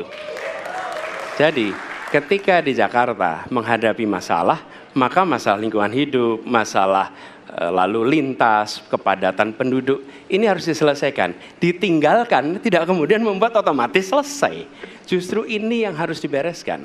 Kalau kami melihat, begitu kita bicara lalu lintas, kontribusi aparat sipil negara di dalam kemacetan itu hanya 4-7%. Jadi nggak akan mengurangi kemacetan di sini. Yang kedua, soal lingkungan hidup. Kalau yang pindah itu pemerintah, bisnis, keluarga masih tetap di sini, masih tetap ada masalah. Karena itu kami berpandangan, masalah yang di Jakarta harus diselesaikan dengan transportasi umum yang dibangun. Kemudian yang kedua, menambah taman yang dibangun, transportasi umum berbasis elektrik. Dan itu semua dikerjakan untuk membuat Jakarta menjadi kota yang nyaman, aman, kota yang membuat kita bisa hidup dengan sehat. Itu terkait dengan Jakarta. Jadi jangan kita meniru pemerintah Belanda. Mereka punya kota tua. Ketika kota tua turun permukaan, mereka pindah ke selatan, bikin di sekitar Monas. Ditinggalkan, masalah tidak diselesaikan. Kita harus menghadapi masalah dengan menyelesaikan. Lalu yang kedua, terkait dengan IKN. Ketika kita memiliki masalah yang masih urgen di depan mata kita, di Kalimantan sendiri, kebutuhan untuk membangun sekolah yang rusak sangat banyak. Membangun kereta api atau jalur tol antar kota di Kalimantan itu urgen. Yang merasakan dari uang itu siapa? Rakyat. Sementara yang kita kerjakan hanya membangun tempat untuk aparat sipil negara bekerja, bukan untuk rakyat dan bukan pusat perekonomian. Baik. Ya, waktu Anda habis dan kami persilakan kepada calon presiden nomor urut 3 untuk menanggapi jawaban dari calon presiden nomor urut 1. Waktu Bapak 1 menit, disilakan.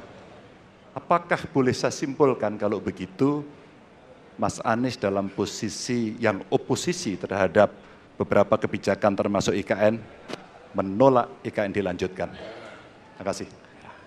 Cukup Waktunya? Bapak? Cukup. Baik. Baik, selanjutnya kami berikan kesempatan kepada calon presiden nomor urut 1 untuk menanggapi tanggapan dari calon presiden nomor urut 3, waktunya 1 menit dari sekarang. Inilah salah satu contoh produk hukum yang tidak melewati proses dialog publik yang lengkap.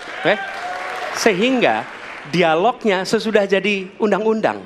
Dan ketika dialognya sudah undang-undang, siapapun yang kritis dianggap oposisi, siapapun yang pro dianggap pro pemerintah. Kenapa? Karena tidak ada proses pembahasan yang komprehensif yang memberikan ruang kepada publik. Ini negara hukum, bukan negara kekuasaan. Dalam negara hukum, berikan ruang kepada publik untuk membahas sebuah peraturan sebelum dia ditetapkan. Tapi ini nada-nadanya seperti negara kekuasaan, di mana penguasa menentukan hukum. Dan kemudian dari situ kita berdebat pro kon. Kami melihat ada kebutuhan-kebutuhan urgen yang dibangun untuk rakyat. Kalau hari ini kita belum bisa menyiapkan pupuk lengkap, tapi pada saat yang sama kita membangun sebuah istana untuk presiden, di mana rasa keadilan kita? Oke. Waktunya sudah habis. Ya, masih sama seperti segmen sebelumnya. Setiap calon presiden akan memberikan 1 pertanyaan kepada calon presiden lainnya dan jawaban pertanyaan akan ditanggapi oleh calon presiden penanya untuk kemudian direspon kembali oleh calon presiden lainnya. Yang direspon adalah apa yang disampaikan oleh calon presiden lainnya. Dan kita akan undang kembali ketiga calon presiden 2024 untuk naik ke atas panggung. Kami persilakan kepada Bapak-Bapak untuk bisa menuju ke panggung utama. Dan kembali kami ingatkan kepada Bapak-Bapak calon presiden bahwasanya tema di malam hari ini terdiri dari beberapa subtema, yaitu pemerintahan, hukum, hak asasi manusia, pemberantasan korupsi, penguatan demokrasi, peningkatan pelayanan publik, penanganan disinformasi, dan kerukunan warga. Untuk itu, kesempatan pertama akan diberikan kepada calon presiden nomor urut 2 untuk bertanya kepada calon presiden nomor urut 1. Waktu Bapak 1 menit dimulai dari sekarang. Mas Anies pernah jadi gubernur 5 tahun di DKI. Anggaran DKI setahun sekitar 80 T. Jumlah penduduk Indonesia DKI 10 juta kira-kira kurang lebih. APBD Jawa Barat 35 T, jumlah penduduknya 50 juta, 5 kali DKI. Tetapi selama Mas Anies mimpin, sering sekali DKI menerima indeks polusi tertinggi di dunia.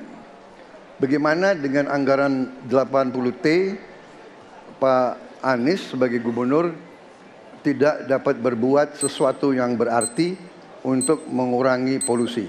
Terima kasih. Waktunya masih ada, Bapak? Sudah cukup? Baik, kita akan lanjutkan pada calon presiden nomor urut 1. Kami beri kesempatan untuk menjawab pertanyaan selama 2 menit, dimulai dari sekarang. Pak Prabowo, terima kasih atas pertanyaan yang bagus, tetapi kurang akurat. Saya akan jelaskan, Pak. Ketika satu daerah mengatakan di tempat kami tidak ada COVID, di tempat kami COVID banyak, lalu yang tidak ada COVID kami tanya, kenapa tidak ada COVID? Nah, kami nggak punya alat testing, Pak. Karena tidak punya alat testing, maka tidak ada COVID. Yang punya alat testing, maka ada COVID. Okay? Saya tidak tanya COVID, saya polusi. Boleh saya selesaikan dulu? Ya. Jadi, apa yang terjadi? Di Jakarta kami memasang alat pemantau polusi udara. Bila masalah polusi udara itu bersumber dari dalam kota Jakarta, maka hari ini, besok, minggu depan konsisten selalu akan kotor. Tapi apa yang terjadi? Ada hari di mana kita bersih, ada hari di mana kita kotor. Ada masa minggu pagi, Jagakarsa sangat kotor. Apa yang terjadi? Polusi udara tak punya KTP.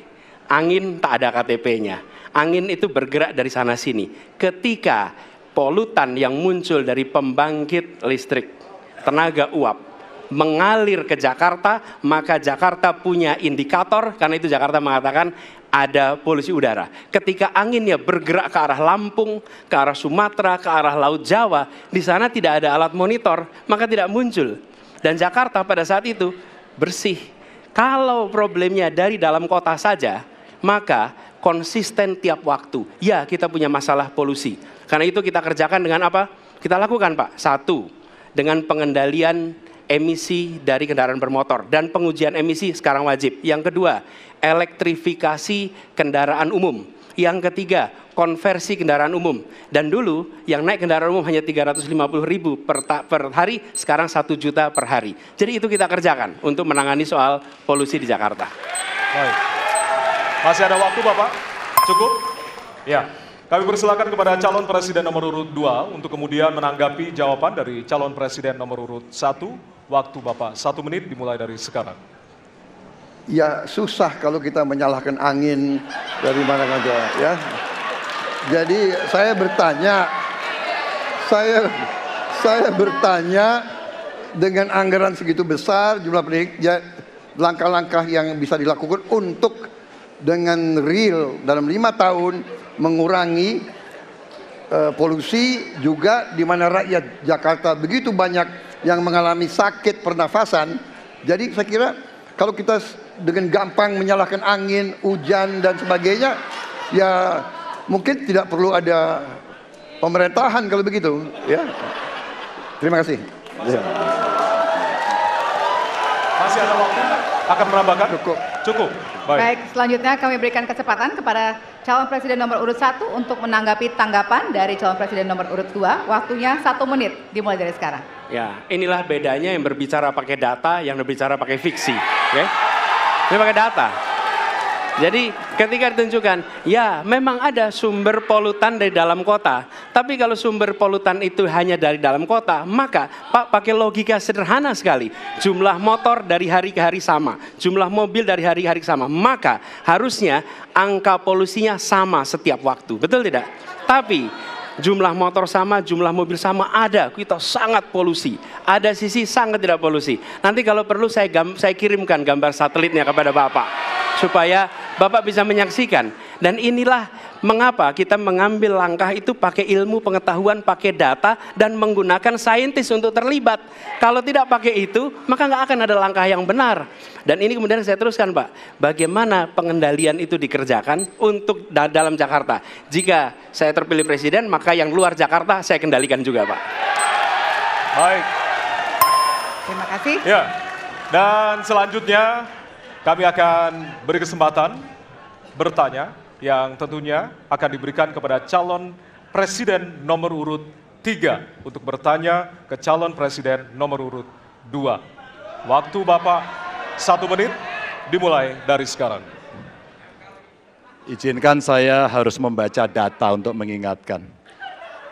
Pak Prabowo, karena nomor 2 saya pertanyaannya 2. Ada 12 kasus pelanggaran HAM berat yang sudah dikeluarkan mulai dari peristiwa 65, penembakan misterius, Talang Sari, penghilangan paksa sampai Wamena. Dan saya ingatkan tahun 2009 DPR sudah mengeluarkan 4 rekomendasi pada saat itu kepada Presiden. 1, membentuk pengadilan HAM ad hoc. Yang kedua, menemukan 13 korban penghilangan paksa. Yang keempat, memberikan kompensasi dan pemulihan. Dan yang keempat, meratifikasi konvensi anti penghilangan paksa sebagai upaya pencegahan. Pertanyaan saja 2. Kalau Bapak ada di situ, apakah akan membuat pengadilan HAM dan membereskan rekomendasi DPR?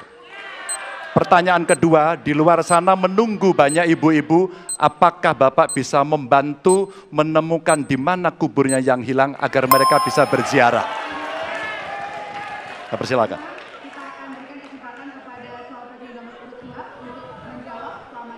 Waktunya dari sekarang.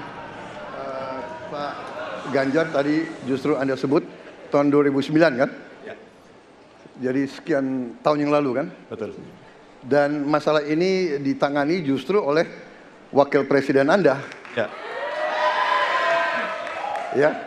Jadi apalagi mau ditanya kepada saya? Saya sudah menjawab berkali-kali, ada rekam digitalnya.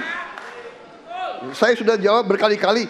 Tiap 5 tahun kalau polling saya naik, ditanya lagi soal itu.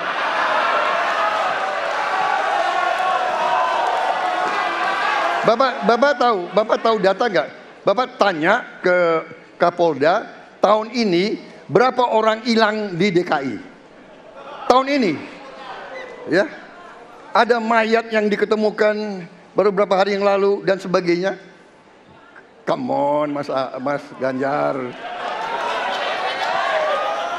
Ya, jadi saya tadi katakan, saya merasa bahwa saya yang sangat keras membela hak asasi manusia. Nyatanya orang-orang yang dulu ditahan, tapol-tapol,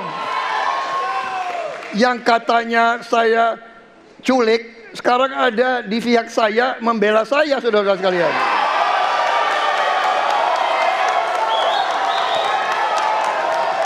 Jadi masalah HAM jangan dipolitisasi, Mas Ganjar, ya. Menurut saya, ya. Saya kira begitu jawaban saya. Masih ada waktu, Bapak? Kedua, Pak. Akan menambahkan? Cukup. Cukup, baik. Dan selanjutnya kami persilakan kepada calon presiden nomor urut 3 untuk menanggapi jawaban dari calon presiden nomor urut 2. Waktu Bapak 1 menit, dimulai dari sekarang. Prabowo ini punya ketegasan yang luar biasa.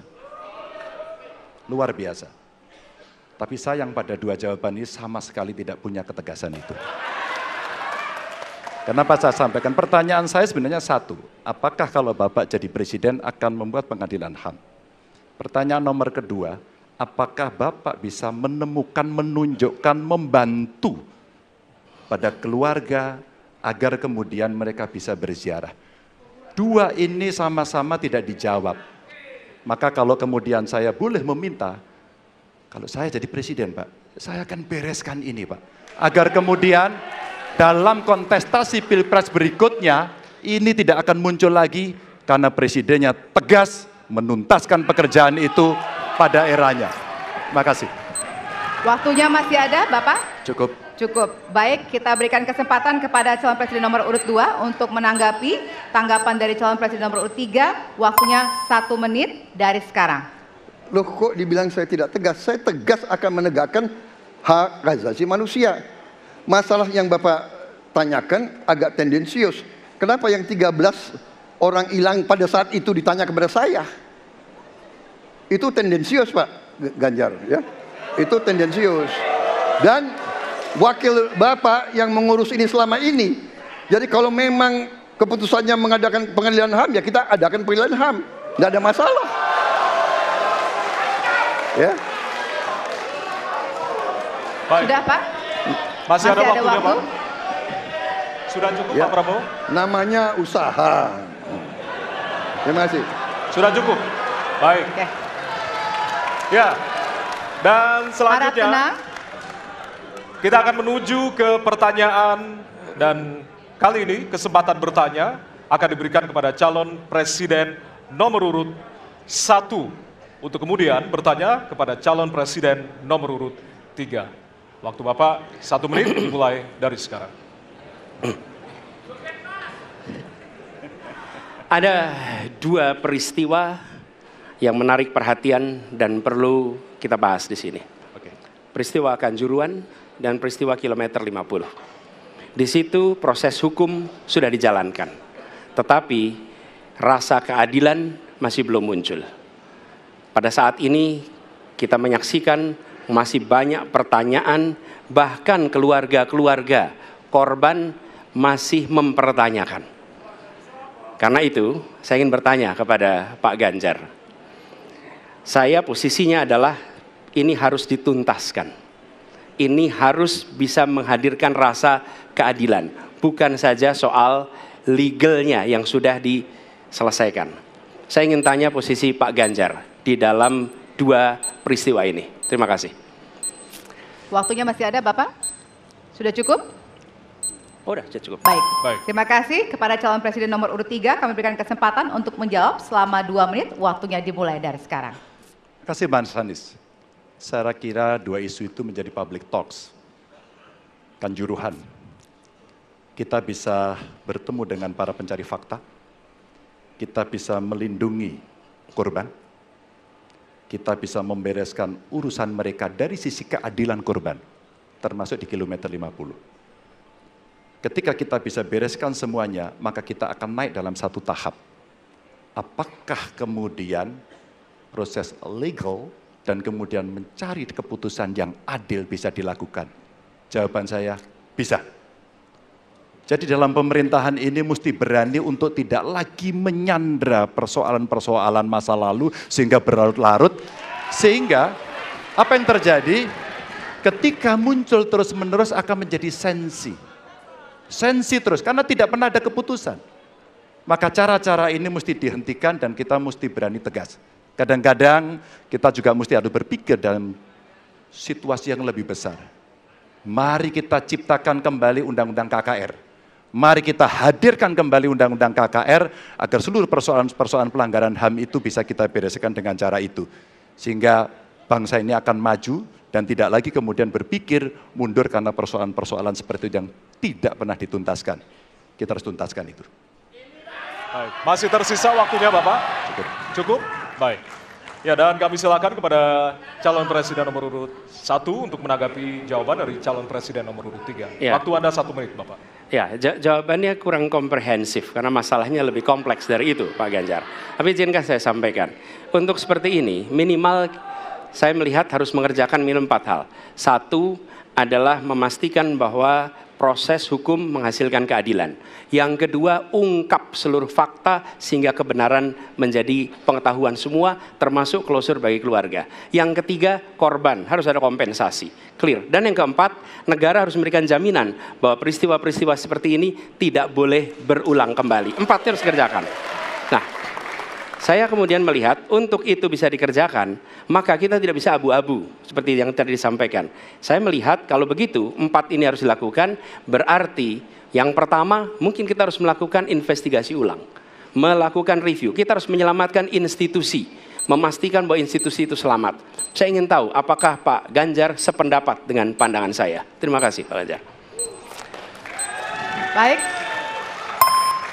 Waktunya habis, selanjutnya kami berikan kesempatan kepada calon presiden nomor urut 3 untuk menanggapi tanggapan dari calon presiden nomor urut 1. Waktunya 1 menit dari sekarang. Soal komprehensi atau tidak komprehensif terkait dengan itu selera dan subjektif. Dari 4 hal tadi itu, saya kira hampir semua pelindungan korban dilakukan. Saya sampaikan pencari fakta sudah pernah ada. Kalau kemudian tidak terjadi, tidak boleh terjadi lagi, saya kira itu value yang mesti dicontohkan. Kita kerjakan semuanya. Saya orang yang tidak pernah abu-abu, hitam putih, sat-set. Kami tidak pernah ragu-ragu, kami tidak pernah abu-abu, maka kami pun tadi mengklarifikasi pertanyaan kepada pasangan calon nomor 2, karena kami bukan orang yang menunda pekerjaan, menggantung pekerjaan untuk kemudian menjadi komoditas. Saya selesaikan itu. Masih ada waktunya Bapak? Akan Cukup. ditambahkan? Baik.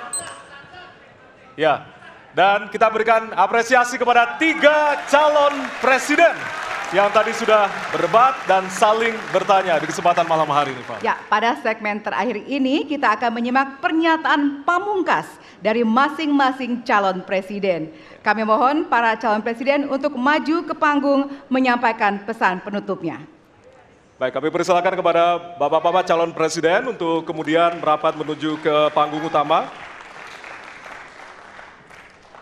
Ya, dan untuk itu kami awali dari calon presiden nomor urut 1 kepada Bapak Anies Baswedan. Waktu Anda 2 menit, dimulai dari sekarang. Di sini. Silakan Bapak. Saya rasa kita sama, rakyat Indonesia, saya, kita semua. Bahwa kita menginginkan sebuah negeri di mana praktek korupsi diberantas hingga tuntas. Pemerintah memberikan pelayanan yang terbaik. Dan kemudian kita menjunjung tinggi etika. Kita sama di situ. Karenanya saya ingin sampaikan kepada semua bahwa saat ini kita di persimpangan jalan.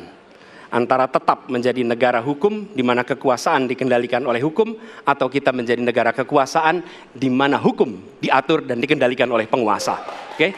Dalam situasi itu, saya ingin sampaikan, ini adalah sebuah gerakan perubahan. Kita sama-sama. Kita ingin mengembalikan tetap menjadi negara hukum, di mana kekuasaan dikendalikan. Dan saya ingin sampaikan bahwa etika dijunjung tinggi. Ketika terjadi pelanggaran etika, jangan bersembunyi di balik keputusan hukum. Justru kita harus mengatakan bahwa tugas dari pimpinan tertinggi memberi contoh. Bila ada pelanggaran etika, maka itu adalah mendasar. Bila tidak, maka ke bawah, ke seluruh rakyat, semua akan kompromi. Dan praktek orang dalam yang tadi saya sampaikan akan merusak sendi-sendi kehidupan bernegara kita. Rusak kita. Karena itulah penting sekali kita menjunjung tinggi etika. Dan itu dilakukan oleh siapa? Dari mulai calon presiden sudah diuji. Apa dia kompromi atau tidak pada etika. Oke? Lalu bagi anak-anak muda. Anak-anak muda, kita semua menyadari pemilu ini tentang masa depan. Anda pemilik masa depan. Saya yakin Anda akan memilih yang serius untuk jadi presiden.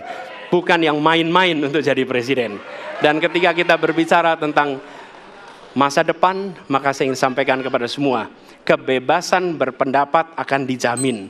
Kita tidak mengizinkan lagi situasi di mana orang takut.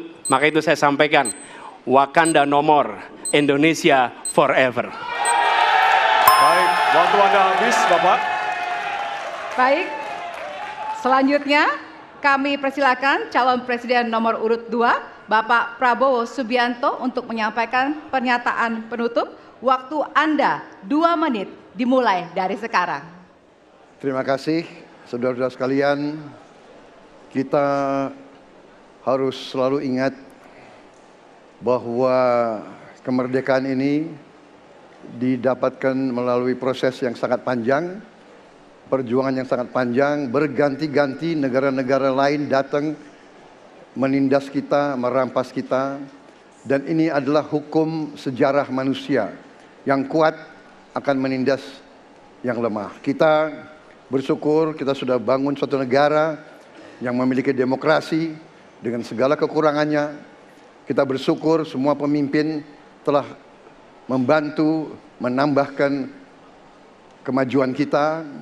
Kita ingin lebih maju, kita ingin lebih baik, kita ingin lebih adil, kita ingin hilangkan kemiskinan, dan kita ingin hilangkan korupsi. Kita negara yang sangat kaya, kekayaan kita luar biasa. Kami, Prabowo Gibran, Koalisi Indonesia Maju, siap melanjutkan fondasi yang sudah dibangun oleh pendahulu-pendahulu kita. Kita yakin Indonesia akan melompat menjadi negara hebat, negara maju, negara makmur, negara adil. Hanya dengan demikian, tetapi syaratnya kita harus rukun, kita harus bersatu, kita tidak boleh menghasut, memecah belah. Kita tidak boleh untuk kepentingan sesaat, untuk kepentingan jangka pendek, untuk kepentingan diri kita, kelompok kita tidak boleh mengorbankan persatuan, kesatuan, kerukunan bangsa Indonesia.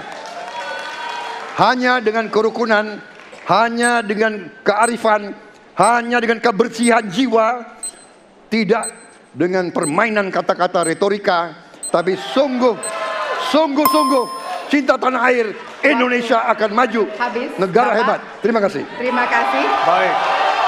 Ya. Dan yang terakhir kita akan menuju ke calon presiden nomor urut 3, Bapak Ganjar Pranowo. Waktu Anda 2 menit dimulai dari sekarang. Terima kasih. Ini panggilan sejarah buat Ganjar Mahfud. Ganjar seorang anak polisi berpangkat tidak tinggi, bertugas di kecamatan. Pak Mahfud, bapaknya pegawai kecamatan. Kalau kita berada pada momentum yang sama, kami dan Pak Mahfud ini adalah orang kecil yang kalau bapaknya rapat kira-kira anggota Forkompimcam. Kami hanya di level kecamatan. Kami telah terbiasa mencoba mendengarkan keluh kesah rakyat. Panggilan sejarah inilah yang kemudian coba kita klasifikasi dari seluruh persoalan yang muncul. Bagaimana kita memberikan afirmasi kepada kelompok rentan. Ada kelompok perempuan, penyandang disabilitas, anak-anak, termasuk manula. Mereka butuh perhatian yang lebih. Maka inilah cara kita membangun, melibatkan mereka tanpa meninggalkan mereka. No one left behind. Yang kedua, bagaimana pemerintah betul-betul bisa melayani dengan memberikan teladan dari pemimpin tertinggi. Yang anti korupsi, yang menunjukkan integritas, yang menunjukkan layanan pemerintahan yang mudah, murah, cepat, sat-set. Kalau itu bisa kita lakukan, maka betapa bahagianya rakyat ini. Pemerintah ini ada. Yang ketika dikritik tidak baperan, yang ketika media menulis, mereka merasa ini vitamin buat dirinya. Bukan sedang merongrong, apalagi kemudian merasa terancam. Maka kalaulah kemudian demokratisasi ini bisa kita laksanakan dengan baik, sesuai dengan amanah reformasi, gak ada lagi cerita Bu Sinta, gak ada cerita Mas Butet, gak ada cerita Melki, tidak ada itu. Karena dewasa kita dalam berdemokrasi, maka dalam penghormatan terhadap HAM, mari kita konsisten antara pikiran, perkataan, dan perbuatan. Dan saya berdiri bersama korban untuk keadilan. Terima kasih. Mohon maaf kalau ada kata-kata saya yang kurang. Baik, waktunya habis, Bapak. habis. Ya. Pas sekali. Baik, hadirin, kita berikan tepukan yang paling meriah untuk para calon pemimpin Indonesia. Ya, kita sama-sama menjadi saksi dari ketiga calon presiden yang tentunya beradu ide, gagasan, dan juga program-program. Tentunya inilah akhir dari debat pertama Capres 2024. Masih akan ada 4 debat lagi yang akan diselenggarakan oleh Komisi Pemilihan Umum Republik Indonesia. Dan semoga debat pertama ini mampu menjadi referensi Anda untuk memantapkan pilihan Anda pada 14 Februari 2024. Ya, tentunya kami menghimbau jangan sia-siakan hak pilih Anda pada 14 Februari 2024. Ya. Suara Anda sangat berharga untuk menentukan masa depan Indonesia. Akhirnya, saya Valerina Daniel. Ya, dan saya Ardianto Wijaya. Selamat malam dan Sampai jumpa. Terima kasih banyak.